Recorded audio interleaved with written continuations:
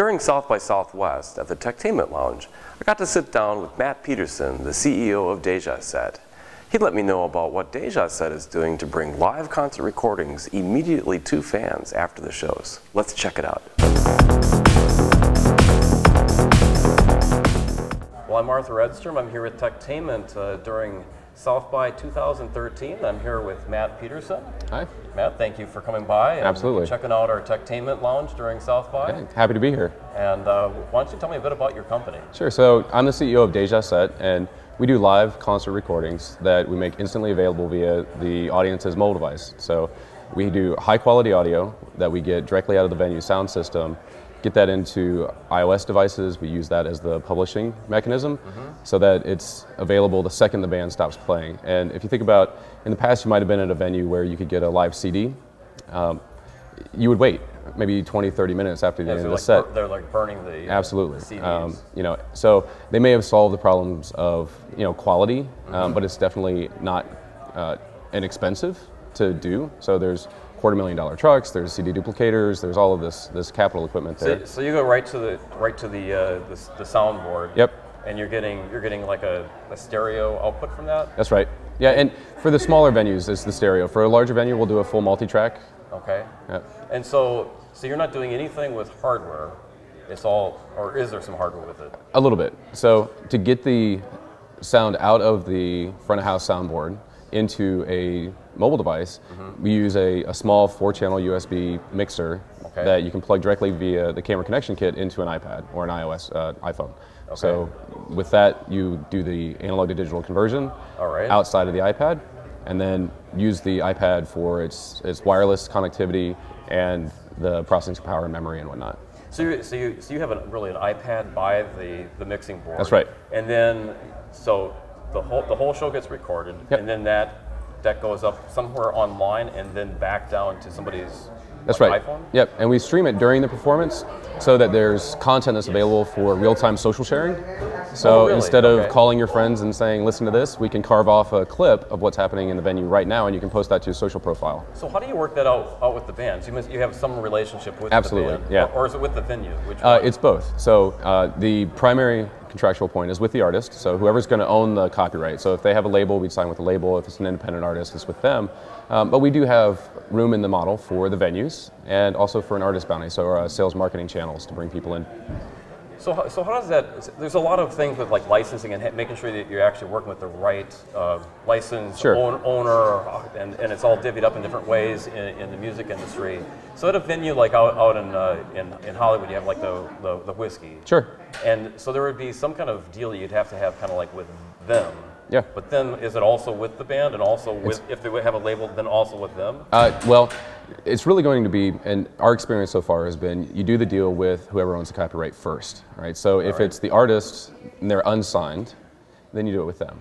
Then it's pretty straightforward. You just say, hey, we got this technology, we can get your shows recorded and you can get it out to your fans. Yeah, and as long as they're not using samples from somebody else's music, then it's pretty straightforward, because you can even clear covers pretty easily now. But if they're under label management, you're going to sign with the label, because the label's got the right to everything that they're going to do, whether or not they're recording in the shower. That's going to be the label's right. So would you do? So if you're working with the label, would you work with the label to get like a whole? Whole number of bands? Of course. Yeah. And we are talking to them about doing larger distribution deals across a stable of artists. And then the label can help encourage the artists to work with you. So if you have the label and the band on board, is there then anything that you have to do with the venue? Do you have to get their permission too? It's really on a case-by-case basis. Some, they want to take part in the value chain. Some are like, just do it, right? And we have a solution that actually, for as little as $20, an independent artist could get started, and they could just walk into a venue and say to the sound engineer, hey, can you plug this in, and when I start, hit start, and when I stop, hit stop, and that's all they have to do. Oh, so they take care of, so you don't have to have somebody like go on site and it's completely self-serve, and that's, we want to be at every show that ever happens, right? And by having that low-cost solution, we can go way down the long tail on this, right? But we also have solutions that go way up the chain as well. So the band really could just have, they could have their front of house guy or gal with an iPad and say, hey, we're going to not only have this show that we're mixing, we're actually going to do this And they could do it like it's like the Grateful Dead. Yeah, started absolutely. A long time ago. Right, and really, what that's a great example. You think about the tapers or the bootlegs that are out there, and we're trying to legitimize that instant bootleg. And if you think about the original Napster and what iTunes did to that, right? So you had digital music; it was untrusted. The artists weren't getting paid for that. iTunes came out, legitimized it, and made it easier than free.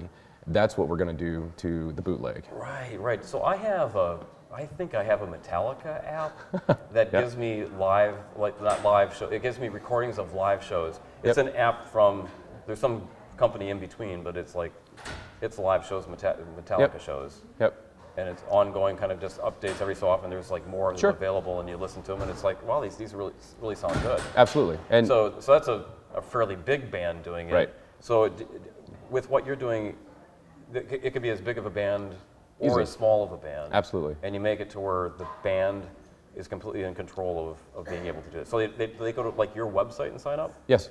Yep. So they can sign up right now. And they use their own hardware. They use their own hardware. Now, if you go up to it's a 50,000 person show, we'll probably sponsor some of the content creation on that. Yeah, right, okay.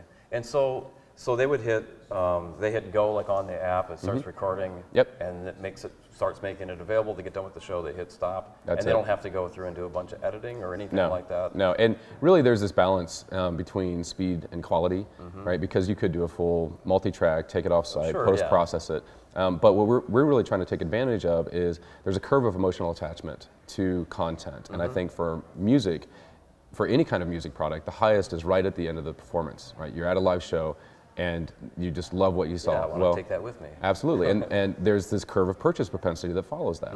And like no other music product, you have the highest purchase propensity right at the end of the show. So that's why we're still a premium product, and I think it's the last premium music product. Okay, so you get the recording, you have it, the person has been at the show. How do they know that it exists, and how do they buy it? Is it available on the band's website or Facebook page or? Yes, so we do have our artist accounts linked to their Facebook page, and we'll do automatic social promotions. So 3 days before, the day of, the day after, in-venue marketing, flyers, posters, and then asking the band to mention it on stage, just like it was their T-shirts or CDs that they're selling over at the merch table.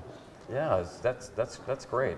Where's your company based? It's based here in Austin, Texas? Yep, we're an Austin company. And that's right. And you said that you did you go through the Austin Technology Incubator? Or that's where your offices are currently at? We are currently an ATI company. We don't office there. We're closer down to all the venues here, and it's a very creative space. We've been with them for, I guess, just about a year. All right, great. So we were here during South by Southwest in 2013, and there's lots of bands that are in town. There's lots of shows going on. So what are some of the things that you're doing with music, live music that's going on? Sure. So right now we have 120 shows scheduled over the next 5 days. How many shows? 120. Okay, 120 shows. Yeah, that we're going to be recording. Most of those are going to be premium shows. Some are going to be free shows that people can download for free. And actually, if you go to dejaset.com now, you can get all of the recordings from our party last night. Great lineup. And really just spreading the word and networking and doing what you do at South by. So if people want to buy these live shows, they go to dejaset.com? Yes. And they're going to see lots of shows that are available. Yeah. So we got our technology in market in December. We did 6 shows in December. We did 25 in January. We did 35 in February. And we're going to do, like I said, about 120 over the next 5 days. So there's a lot of great Austin content there. Mostly your local bands. There have been some touring bands that have come through that have used the service. And so a band doesn't have to be located here at South by to use your service. That's right. They could really be anywhere. Absolutely. And so they go, they sign up, and there's how's the revenue model work? 50-50 to the artist. We take care of any other fees that maybe go to the venue or for sales and marketing, transaction costs. So the artist really gets 50%. Yeah. Oh, that's good. Well, since you are a startup company, I need to ask you about your funding.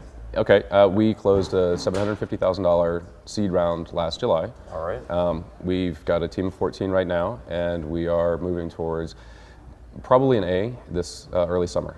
All right. And how many bands do you have so far? Right now there's 120. Right. So Exiting South by, we should have about 300 in the system. About 300. All right, great. Yes. And some of those bands would have been multiple shows? Yes. All yeah. right. So I think the most active band is a band called Whiskey Shivers here in town. That I think they've got 8 shows. Oh, all right. And since we're in Austin, I have to ask you, why did you decide to locate your entertainment technology company in Austin, Texas? You know, with Austin being the live music capital of the world and having such a great startup community here, I really don't think there's a better place in the world for a music startup. And that's really bearing fruit, both in the interactions that we have with venues and artists and managers, because everybody's very proud of the technology scene here, right? So there's an openness to innovation. But on the flip side, I think that because there is such a supply of music, that the music consumer in Austin is one of the most sophisticated in the world. Mm-hmm. And if you can market to them successfully, then you should be able to do this pretty much wherever you go. Yeah, you've got to have a pretty good product, Absolutely. Otherwise they'll know that you don't. Yep. Well, thank you so much for coming by the Sure. TechTainment Lounge. We really appreciate you doing that, and I know you have lots of shows to be like traveling around and taking care of that during Yep. South by, and thank you so much for Thanks for coming having by. me. All right. Yep.